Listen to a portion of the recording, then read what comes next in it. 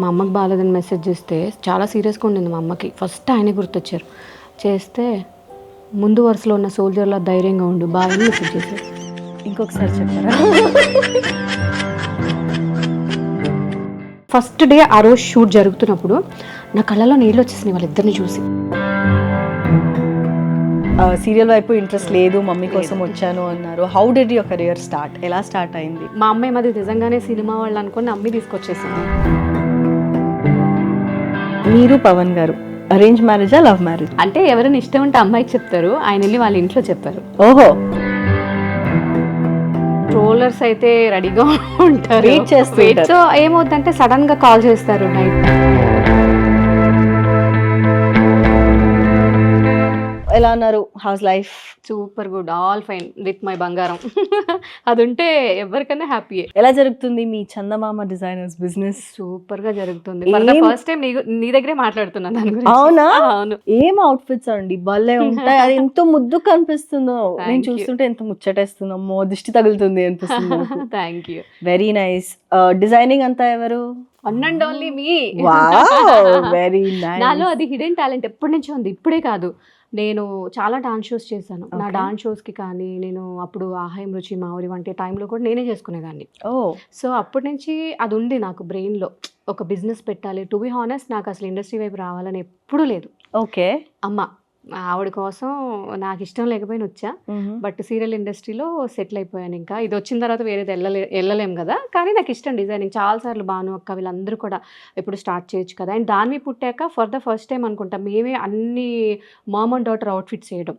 Okay. చాలా మంది celebrities reference తీసుకున్న, ఎక్కువ మంది అడిగిన మా మామ్ అండ్ డాటర్ అవుట్ఫిట్స్ వల్లనే.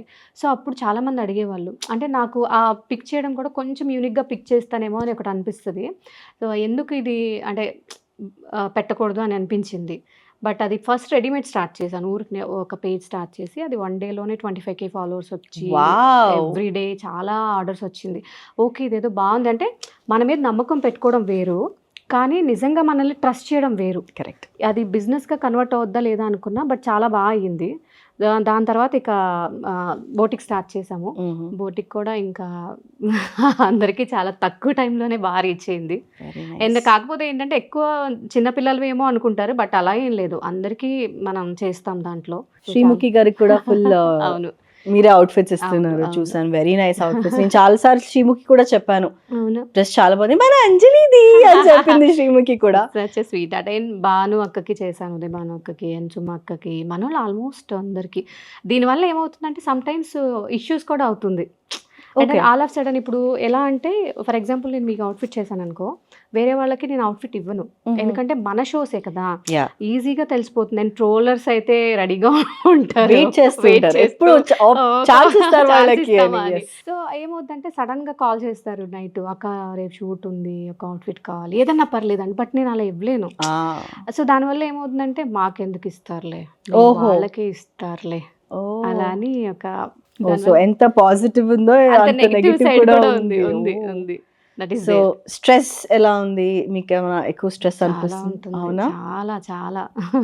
But to be really honest, very supporting husband నేను చూసినంత వరకు. కరెక్టేనా? Very supporting husband. చాలా. సో అలానే ముద్దు పాప.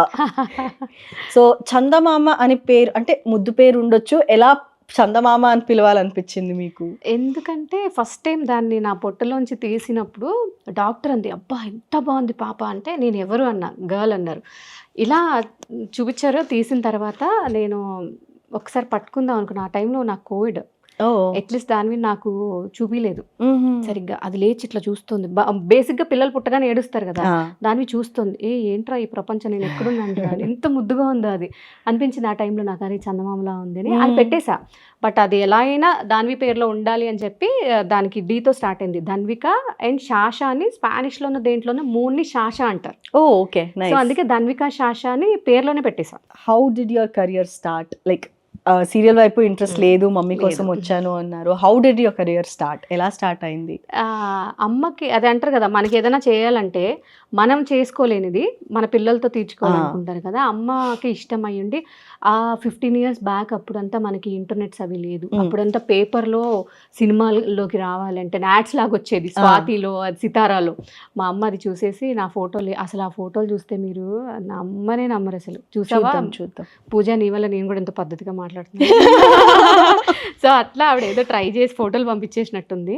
ఇక్కడ ఓకే మీ అమ్మాయి సెలెక్ట్ అయిపోయింది హీరోయిన్ అనగానే అస్సలు మా అమ్మ నేను వెళ్ళిపోతున్నా ఇక్కడి నుంచి అని చెప్పి, మా ఇంట్లో వాళ్ళంతా ఫ్యామిలీలు ఎలా ఉంటారు ఊర్లో, అసలు ఒప్పుకోలేదు. అయినా సరే ఆవిడ కాళ్ళు ఇరిగిపోయినా ఆవిడ అలాగే కుంటుకుంటుందని ఇక్కడి వరకు తీసుకొచ్చారు హైదరాబాద్లో. ఓకే. అప్పుడు ఐ వాజ్ 14 అనుకుంటా. Oh so you started your career at 14. Child artist అనే చెప్పాలి. ఇక ఆ టైంలో తీసుకొచ్చిన తర్వాత అది ఇన్స్టిట్యూట్, యాక్టింగ్ ఇన్స్టిట్యూట్ వాళ్ళు, మా అమ్మాయి మాది నిజంగానే సినిమా వాళ్ళు అనుకుని అమ్మి తీసుకొచ్చేసింది. ఈ తర్వాత ఇక్కడికి వచ్చాక ఒక రూమ్ తీసుకొని 1 day 2 days వెళ్ళాను. వెళ్తే వాళ్ళేమో ఇలా కాదు, ఒక ఫోటో షూట్ చేయాలి, దానికి ఇంత అవుతుంది, యాక్టింగ్ క్లాస్లోకి జాయిన్ అవ్వాలి, దానికి ఇంత అవుతుంది అని చెప్పి ఒక 3-4 days తర్వాత అమ్మని రావద్దన్నారు. మీరుంటే పిల్లలందరూ ఇబ్బంది పడుతున్నారు అని. మా అమ్మ అలా ఎలా ఆడపిల్లని వదిలేస్తా ఊరికానూరు అని ఇంకా అక్కడ ఆపేసింది. ఓకే. ఇంకా ఇన్స్టిట్యూట్లో ఉన్న పిల్లలందరూ ఉంటారుగా, ఇంకా వాళ్ళు వచ్చి ఆంటీ అంజలి ఎక్కడికి వద్దులే 2 photos తీపిచ్చండి, మేమే ఆఫీసులకి తిరుగుతామని మా పిల్లలు తిరిగి అలా నాకు జెమినీ టీవీలో అప్పుడు నీడే చూడండి ఫ్లాష్ బ్యాక్ అని షోస్ వచ్చేవి, దాంట్లో యాంకరింగ్ వచ్చింది. సో చాలా ఎర్లీ ఏజ్ అంటే 14లో స్టార్ట్ చేశాను కెరియర్ అంటున్నారు. మరి మీ స్టడీస్? ఆన్ అండ్ ఆఫ్ అది కూడా చాలా ఇష్టం. యాక్చువల్గా అంటారు కదా డాక్టర్ అవ్వాలని చాలా ఇష్టం ఉండేది నాకు, బట్ అది టైం దొరకలేదు. డిగ్రీ వరకు మాత్రం నేను ఆన్ అండ్ ఆఫ్ చేస్తూనే ఉన్నాను. సో మీరు పవన్ గారు అరేంజ్ మ్యారేజా లవ్ మ్యారేజ్?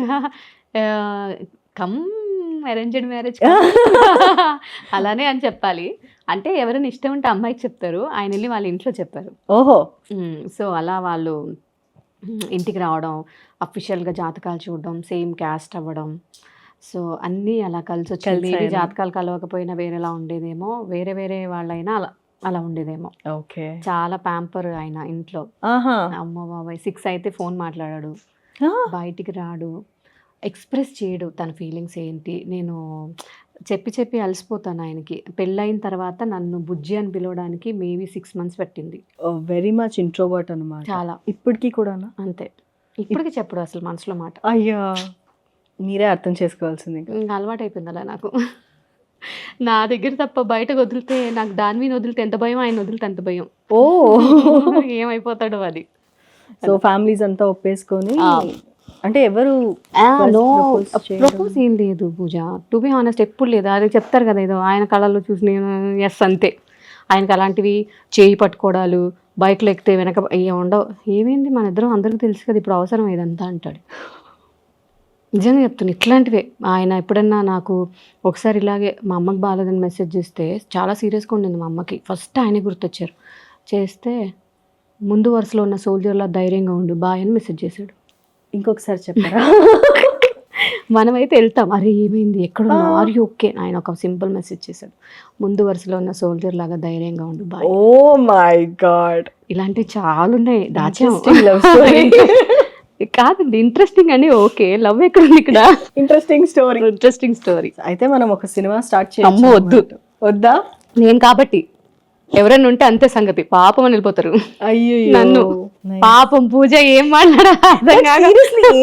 ఇప్పుడు లవ్ స్టోరీ గురించి చెప్పండి అలా అడుగుదాం అనుకున్నా, కానీ ఇప్పుడు చెప్పిన దానికి ఇంకేం క్వశ్చన్ చేయాలి నేను అని ఆలోచిస్తే నేనే డైలమాలో ఉన్నాను. జస్ట్ ఇమాజిన్ నా పరిస్థితి ఏంది. అంటే ఎన్ని ఇయర్స్ అయింది పెళ్ళి ఇప్పటికి? 9. అదేదో లవ్ లాంటిది జరిగింది కదా, అది ఎన్ని ఇయర్స్ పెళ్లికి ముందు? 1 year కూడా లేదు.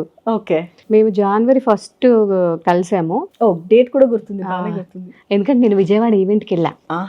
31st ఎవ్రీ ఇయర్ మనం ఈవెంట్స్ చేస్తాం కదా, అట్లా ఈవెంట్కి వెళ్ళా. ఆయన చెన్నై నుంచి విజయవాడ వచ్చారు, విజయవాడ నుంచి ఇద్దరం కలిసి హైదరాబాద్ వచ్చాం. సో January 1st 2014 అది. ఓకే. మధ్యలోనే ఈ 6 నెలలు అదే నడిచింది, కొంచెం ఈ కోపాలు అది ఇది. దాని తర్వాత డిసెంబర్లో ఎంగేజ్మెంట్ అయింది, జనవరిలో పెళ్ళి అయిపోయింది. నో లవ్ అంట. ఇలానే ఉంటుంది మా లవ్. ఇలాంటి చాలా ఉన్నాయి పూజ, చచ్చిపోతాం మనము అంతే. యాక్చువల్లీ ఏం దీని గురించి నెక్స్ట్ ఏం క్వశ్చన్ చేయాలి అని నాకు నిజంగా అర్థం కావట్లేదు. చూసావా, ఎగిరిపోయింది. But 9 years. So after marriage ఎలా ఉంది? ఆఫ్టర్ మ్యారేజ్ అదే చెప్పాను కదా, నాకు బేసిక్గా ఫ్రెండ్స్ అంటే నేను అందరితో మాట్లాడతా. బట్ నాకు ఫ్రెండ్ అయినా, నా ఫాదర్ చాలా చిన్న ఏజ్లో చనిపోయారు, ఆయనతో ఎక్కువ బాండింగ్ లేదు నాకు. అదే నా బ్రదర్ అయినా వాట్ ఎవర్, తనే ఎక్కడికి వెళ్ళినా అన్ని విషయాలు షేర్ చేసుకుంటా. సో ఆయన మాట్లాడాల్సిన మాటలు కూడా మీరే ఇంక తప్పదు కదా, నేనే అడుగుతాను. ఇప్పుడు ఎక్కడికైనా వెళ్తాడు కదా, అరే ఈరోజు ఎక్కడికి వెళ్ళావు, నువ్వేం మాట్లాడావు, వెళ్ళాను వచ్చాను, వాళ్ళు ఇలా అన్నారా వీళ్ళు అలా అన్నారా, నేనే అడగాలి కానీ ఆయన చెప్పేసి నేనే. మరి మనకి ఒక సాటిస్ఫాక్షన్ ఉంటుంది కదా, అట్లీస్ట్ నాకు చెప్పాడు అని. అట్లా కష్టమే కానీ కష్టం కానీ కాదురా చాలా. అది చందమామతో బాండింగ్ మీకు ఎక్కువ ఉందా, వాళ్ళ డాడీకి ఎక్కువ ఉందా? తను డాడీ కూర్చియా మమ్మీ కూర్చియా? యాక్చువల్గా ఏంటంటే అందరూ నేను స్ట్రిక్ట్ అనుకుంటారు, బట్ నేను చాలా గారం. ఓకే. కానీ ఆడపిల్లలు బై డిఫాల్ట్ మనం ఎంత చూసినా నాన్న కూర్చే కదా, అంతేగా. అలాగే ఉంటుంది అది. కానీ ఎక్కువ గారాబం చేసినా ఏం చేసినా నేనే, నాకైతే చాలా ఎక్కువ దానివి. నేను రీసెంట్గా ఎక్కడో మీ స్టోరీలో చూసాను, అంటే అవుట్ఫిట్ ఫోటోషూట్ ఏదో జరుగుతున్నప్పుడు మీరు ఇంకొకరు ఉన్నారు, మీ కూతురు నేను ఇష్టమా ఉన్న ఇంకొకరు ఇష్టమా అంటే తను అంటే మోయే ఫీలింగ్ మోయే టైం అయింది. ఏంటంటే ఫస్ట్ ఆఫ్ ఆల్ దానివి నేను ఎక్కువ మామ్ అండ్ డాటర్ చేసేవాళ్ళం. నాకేమనిపించిందంటే ఈ బోటిక్ స్టార్ట్ చేసిన హడావుడిలో నాలా ఒక బాండింగ్ సెట్ అవ్వాలి దానికి, అండ్ వాళ్ళిద్దరు కూడా చాలా క్యూట్గా ఉండాలి అన్న ఒక ఫీలింగ్తో నేను సత్యాని అడిగాను. అడిగితే వై నాట్ అక్క అంది. బట్ నేను నిజంగా చెప్తున్నా, టు బి ఆనెస్ట్, ఎందుకు వచ్చిందో వాళ్ళిద్దరికి అంత బాండింగ్ తెలియదు, కానీ చాలా ఇష్టం. దాన్వి సత్యాన్ని చిన్నపిల్లలా ట్రీట్ చేస్తుంది, దానివి సత్యాన్ని చిన్నపిల్లలా ట్రీట్ చేస్తుంది, దాన్వి అన్ని సత్యకి షేర్ చేస్తుంది, సత్య కోసం త్యాగం చేస్తుంది. ఎందుకో తెలీదు, ఆ ఫస్ట్ నుంచి వాళ్ళకి ఫస్ట్ డే ఆ రోజు షూట్ జరుగుతున్నప్పుడు నా కళ్ళలో నీళ్ళు వచ్చేసినాయి వాళ్ళిద్దరిని చూసి. ఏడ్చేసాను నేను, నా వ్లాగ్లో కూడా ఉంటుంది అది. మా ఆయనకి ఫోన్ చేసి చెప్పా, దానిది ఒక ఫోటోషూట్ మా ఇద్దరిది అండ్ తులసమ్మ దగ్గర ఉన్న ఫోటో చాలా ఫేమస్. చెప్పా, ఏమంటే ఇది కూడా అలా వైరల్ అవుతుంది, ఎందుకో తెలియదు నాకు వాళ్ళిద్దరిని చూస్తే కళ్ళలో అలా ఏడుపు వచ్చేసింది. నిజంగానే ఆ వీడియో అంతా వైరల్ అయింది, వాళ్ళిద్దరు బాండింగ్ అలా సెట్ అయింది. ఇప్పుడు ఎలా అయిపోయిందంటే నేను అమ్మ, సత్య మామీ. ఓహో. ఫస్ట్ డౌట్ లేకుండా చెప్తుంది సత్యానే ఇష్టం అని. ఒకరోజు వాళ్ళ నాన్న చెప్పాడు, అమ్మ కదా, అమ్మ పొట్టులోంచి వచ్చావు, అమ్మ ఫీల్ అవుతుంది కదా, అట్లా చెప్పకూడదు అంటే ఇంక అప్పటి నుంచి ఆలోచిస్తుంది నేను ఇష్టమా సత్య ఇష్టం అని చెప్పి. అందుకే నువ్వు అడిగితే ఇద్దరు ఇష్టం అంటది, కానీ నేనని చెప్పదు సత్య అని చెప్పదు. దాని ఇన్నర్ ఫీలింగ్ మేబీ సత్యనే ఉండొచ్చు, కానీ మీరే కదా, మీకే అనిపించింది కదా ఇంకొకరితో అలా బాండింగ్ రావాలి, అది కొంచెం ఎక్కువే అయినట్టుంది. చాలా ఎక్కువైంది. యూనో కింద కామెంట్స్ చేస్తుంటారు, మేము మీ బాండింగ్ మిస్ అయిపోతున్నాము, మీరేంటి అసలు మీరు మదరేనా, మీకు అసలు ఏమంటారు కోపం రాదా, వాళ్ళిద్దరికి చూస్తే జలస్ రాదా, మీరు టోటల్గా మిమ్మల్ని మర్చిపోతుందేమో చందమామ అనేసి నాకే కామెంట్స్ చేస్తుంది. మీరు ఎప్పుడైనా జెలస్ ఫీల్ అయిన టైమింగ్ ఉందా? ఉంటుంది కొంచెం. అంటే కొన్నిసార్లు ఇప్పుడు నేను ఎవరి పిల్లలతో అన్నకు కొంచెం క్లోజ్గా ఉంటే వాళ్ళ ఫేస్లో చేంజెస్, అరే నేను అంటే వెళ్ళిపోతాను కదా, ఉన్న కొద్దిసేపటికి వీళ్ళకి ఎందుకు ఇలా అనిపించేది, కానీ ఉంటుంది. For a fact Bigg Boss చూసారు కదా సీజన్, సో ఇంకో మనిషి నా లోపల ఉన్న ఇంకో మనిషిని బయట రప్పిస్తుంది. కానీ చాలామంది అంటారు అది యాక్టింగ్, కెమెరాస్ కోసం చేస్తారు. అండ్ చాలామంది నన్ను అడిగిన క్వశ్చన్ ఏంటంటే స్క్రిప్టెడా అని అడుగుతారు. ఎగ్జాక్ట్లీ నేను ఇదే అడగబోతున్నాను, అది స్క్రిప్టెడా అనేది నువ్వే చెప్పాలి, ఎందుకంటే ఎక్స్పీరియన్స్ చేసావు కాబట్టి. No it is not scripted.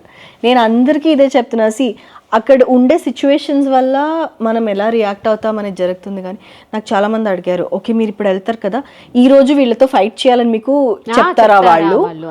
అలా ఎలా చెప్తారు వాళ్ళు? అసలు మనకి హ్యూమన్ కాంటాక్ట్ అనేది ఉండదు, మేము ఉండే సర్కిల్ తప్ప ఇంకెవరితో కాంటాక్ట్ అనేది ఉండదు. కాబట్టి సో చాలా మంది అనుకుంటున్నట్టు అది స్క్రిప్టెడ్ కాదు, బిగ్ బాస్ స్క్రిప్టెడ్ కాదు. ఎందుకో తెలియదు, నిజంగానే మన షోస్లో గొడవ అయితే కూడా భలే చెప్తారు కామెంట్స్, అబ్బా వీళ్ళు స్క్రిప్ట్ బాగా ఫాలో అయ్యారులేని. ఏంటి ఫాలో అయ్యారు, అక్కడ మన సిచ్యువేషన్ ఏంటో మనకే అర్థమవుతుంది. ఎందుకంటే మనకి ఒక ఐడియా ఉంటుంది దీనికి ఇలా ఉంటుంది అని, ఆపోజిట్ అది జరిగినప్పుడు ఆబ్వియస్లీ మనం రియాక్ట్ అవుతాం, అది హ్యూమన్ నేచర్. అది దానికి అబ్బా స్క్రిప్టెడ్ ఎలా ఇస్తారు? ఆ 1 hour జరిగే ప్రోగ్రామే స్క్రిప్ట్ చేయలేని వాళ్ళు 24/7 జరిగేదాన్ని ఎలా స్క్రిప్ట్ చేస్తారో ఒక మనిషే కనబడడు లోపల. అది ఎంత చెప్పినా వాళ్ళకి అర్థం కాదు. సో ఇప్పుడు వచ్చిన 7 seasons కంప్లీట్గా ఫాలో అయ్యారు? అస్సలు లేదు, ఒక్క సీజన్ మాత్రం చూశాను.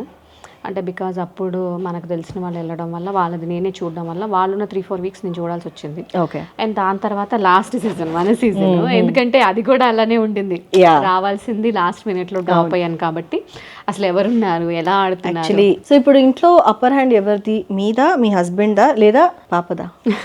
యాక్చువల్గా ఎవరు ఉంటుంది, పెళ్ళి అయితే ఆబ్వియస్లీ వైఫ్దే ఉంటుంది, ఎందుకంటే హస్బెండ్కి హస్బెండ్ కాదా పాపం? అలా అని కాదు, వాళ్ళు ఏంటంటే ఇప్పుడు మేము ఈవెంట్స్ చేస్తాం కదా, ఎవరైనా వర్కర్ లేట్గా వస్తే నేను అడుగుతాను ఎందుకు లేట్గా వచ్చావు అంటే, ఇంకొకసారి రాకుండా ఉంటారు కదా, ఆయన ఎందుకు అలా మాట్లాడుతావు, ఎప్పుడు ఫాస్ట్గా వచ్చావు, ఈసారి లేట్ అయిందంటే ఏదన్నా ప్రాబ్లం ఉందేమో అంటాడు. అది కరెక్టే, కానీ ఆ విషయం ఆయన ముందు చెప్పొద్దు, ఒకవేళ ఇంకోసారి ఏది లేకపోయినా ఆ రీజన్ చెప్తాడేమో అని నేనంట, అట్లాంటిది. సో ఆ విషయం ఏంటంటే అబ్బాయిలు కొంచెం అంత స్ట్రాంగ్గా మాట్లాడలేరు మనం మాట్లాడినట్టు అనేది నా ఫీలింగ్. బట్ దాని వచ్చాక ఆవిడది అప్పర్ హ్యాండ్. ఓ దాని మీద అప్పర్ హ్యాండ్. దాని నా ఫ్రెండ్స్ అందరూ అంటారు బాగా అయింది నీకు, నువ్వు భయపడాలి దాన్ని చూసి అంటారు, ఇట్లా నుంచో పెట్టిద్ది. ఏమైనా ప్లాన్స్ ఉన్నాయా మళ్ళీ ఇండస్ట్రీలో రీఎంట్రీ ఇద్దామని, మూవీస్ కానీ సీరియల్స్ కానీ, లేదా ఇప్పుడు చేస్తున్న బిజినెస్ ఇప్పుడున్న పనులే సరిపోయింది ఇవే చూసుకుని ఉంటాను నేను అనేమైనా ఉందా? లేదు పూజ, టు బి హానెస్ట్ ఏంటంటే నేను ఎప్పుడు ఏవో సినిమాలు చేసేయాలి హీరోయిన్ అప్పుడు అట్లా ఎప్పుడు లేదు. సో దాని తర్వాత కూడా నాకు సినిమాల మీద పెద్ద ఇంట్రెస్ట్ లేదు. చాలాసార్లు అడిగారు మంచి సిస్టరు వదిన క్యారెక్టర్స్ చేయొచ్చు కదా, ఎందుకో అది మనకి ఇది నాకు ఇల్లులానే అనిపిస్తుంది ఇక్కడ నా సర్కిల్ అంతా, అది నాకు ఎప్పుడూ ఎక్కలేదు. సో ఇప్పుడు కూడా అలా ఏం లేదు. చాలామంది మనోళ్ళు అంటే కొంచెం కెరియర్ అలా ఇలా ప్లాన్ చేసుకోవడానికి రీజన్ కూడా అదే, ఎక్కువ ఎక్స్పెక్టేషన్స్ పెట్టి ఉన్నది కూడా వదిలేసి అలా నేను అనుకోవట్లా. నేను ఇప్పుడు ఏది ఉన్నానో దాంతో హ్యాపీగా ఉన్నాను. కాకపోతే నా బోటిక్ ఏదైతే ఉందో దీన్ని కొంచెం పెద్దగా చేసుకోవాలి, ఈవెంట్స్ది స్టార్ట్ చేసుకోవాలి. మనకి ఇది ఒక 6 months maybe next season start అయ్యే వరకు ఆ బజ్ ఉంటుంది, అప్పటి వరకు కొంచెం దాన్ని యూటిలైజ్ చేసుకోవడం తప్పితే అలా ఏం లేదు. ఎందుకంటే మనం ప్రిడిక్ట్ చేయలేని విషయాలు ఇవన్నీ, హై ఎక్స్పెక్టేషన్ పెట్టి బాధపడే కంటే మేబీ కొంచెం ఎక్కువ రోజులు ట్రావెల్ చేసి దాన్ని యూస్ చేసుకోవడం అంటే ప్రాపర్గా ప్లాన్ చేసుకోవడం బెటర్ అనేది నా ఫీలింగ్. సో నీతోనే డాన్స్ సీజన్ 1 వెళ్ళారు, నీతోనే డాన్స్ సీజన్ 2లో గెస్ట్ పర్ఫార్మెన్స్ చేశారు ఆబ్వియస్లీ కదా. సో డాన్స్ షో ఖచ్చితంగా ఉంటుంది, మళ్ళీ పిలిస్తే అంజలి గారు వెళ్తారా? డాన్స్ ఒప్పుకుంటా నేను, ఎందుకు తెలుసా, నాకు ఎక్సర్సైజ్ చేయాలనున్న అవ్వదు. డాన్స్ షోతో ఏంటంటే మనకి ఎక్సర్సైజ్ డైట్ అన్నీ అయిపోతాయి కాబట్టి ఆబ్వియస్లీ చేస్తారు. కానీ అంతే హార్డ్ వర్క్ ఉంటుంది కదా, డే అండ్ నైట్ కష్టపడాలి. నిజంగా చెప్తున్నా, మేము ఎలా అంటే వాళ్ళు ఎలా చేస్తారో చాలా అవర్స్ వాళ్ళు ప్రాక్టీస్ చేస్తారు. బేసిక్గా సెలబ్రిటీస్ అంత ఎక్కువ ప్రాక్టీస్ చేయరు, వచ్చారు చూసుకుంటారు 2 hours 3 hours ఎక్కువ షూట్స్లో కుదరదు. కానీ మేము మాత్రం ఏదో పెద్ద ప్రొఫెషనల్స్ లాగా కాళ్ళు రగ్గొట్టేసుకొని చేతులు రగ్గొట్టేసుకొని మార్నింగ్ 9:30కి వెళ్ళేవాళ్ళం, ఈవినింగ్ బ్రేక్ ఇచ్చేవాళ్ళు అక్కడ 5 o'clockకి స్కూల్ పిల్లలకి క్లాస్ ఉండేది, అప్పుడు వచ్చేవాళ్ళం, మళ్ళీ 7కి వెళ్ళేవాళ్ళం. ఇప్పుడు who's going to take over your business for maybe let's say 3 months? అదే అర్థం కావట్లేదు యాక్చువల్గా, దాని టేక్ కేర్ చేయడానికి అయితే సత్య మామి ఉంది, నాకు ప్రాబ్లం లేదు. సత్యకి షూట్ ఉంటే అదొకటి ఆలోచించాలి, కానీ mostly Satya will take care. అంటే నాకు ఏదైనా పంపాలి చూడాలి అన్నా షీల్ టేక్ కేర్. బట్ అదే బోటిక్ వచ్చేసేసరికి, ఎందుకంటే ఈవెన్ పవన్కి కూడా తెలియదు ఎక్కడ ఫ్యాబ్రిక్ తేవాలి, ఏది కరెక్ట్ ఏంటి. ఇప్పుడు అదే నేను చాలా పెద్ద డైలమాలో ఉన్న. యాక్చువల్గా బిజినెస్ చాలా బాగుంది, ఓకే. సో అది ఏమైపోతుందా అని, ఎందుకంటే ఒకసారి మనం కాల్ స్లిప్ చేయకుండా మేబీ ఆడియన్స్కి అర్థమవుతుంది. కానీ thank you so much for your time. Thank you Anjali.